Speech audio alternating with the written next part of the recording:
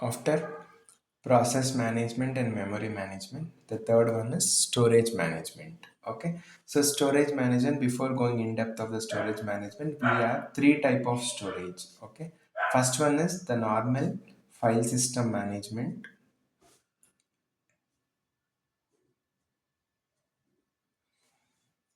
Okay, so next, mass storage management, and last one is cache management. Okay, so we want to learn about all these three subtopics in the storage management. Okay, first we'll see about the file management. Okay, so file management, what happens? So we can directly say in the file management, file system management.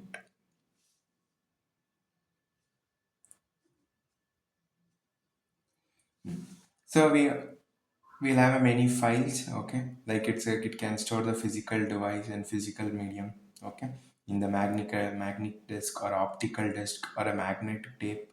Okay, these are the basic physical storage areas we know where we store the file. For example, magnetic disk, optical disk, magnetic tapes. So these are the place where we store our files.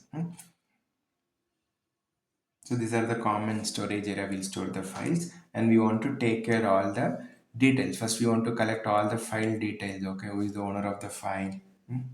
All the details need to be collected. Okay, file data to be collected and retrieved and accessed by the operating system. Okay, so now directly we'll see what are the responsibilities that are going to follow by the operating system whenever it goes under storage management, under that file system management. First one is it's going to create and delete the file. So who going to create and delete the file? The operating system. Okay, so then it's going to not only create the files, it's going to create and delete the directories also. Okay, the folders you can say.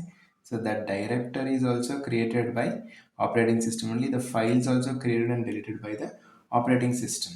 And then manipulating means accessing the data from the file, reading the data, writing into the data.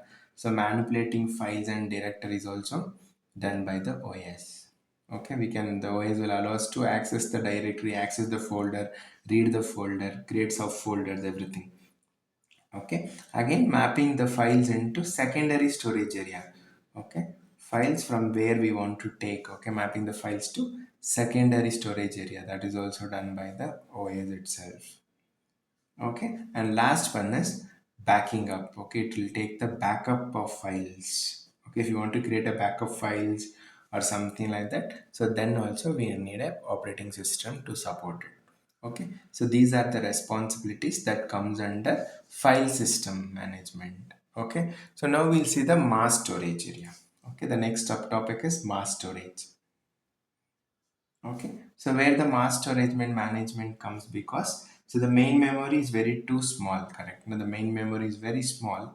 Okay, the main memory is too small to take all the main memory is too small to accommodate all the data, correct? No, and programs, it not only the data, it should have programs.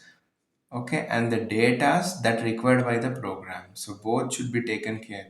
Okay, we can't store it in the main memory, so we'll have a extra memory. Okay, again we know that whenever we switch off the computer, whenever the system is power off, okay, so whenever we power off, our data will be erased. Okay, so that is also one of the main reason. Okay, the main memory, whenever we power off, it will erase the data.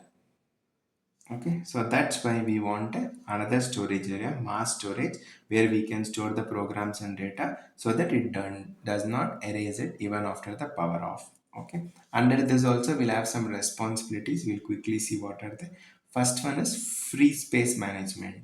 Okay, so it's going to check out how much free space there in the storage area to store the new data. Okay, again storage allocation, so it will allow the storage allocation for whom, which part of the data, which is the storage is allocated, everything is taken.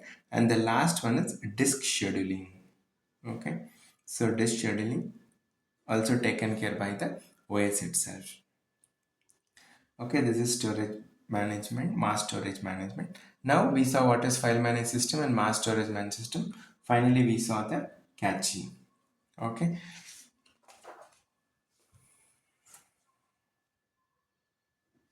Okay, that is catching.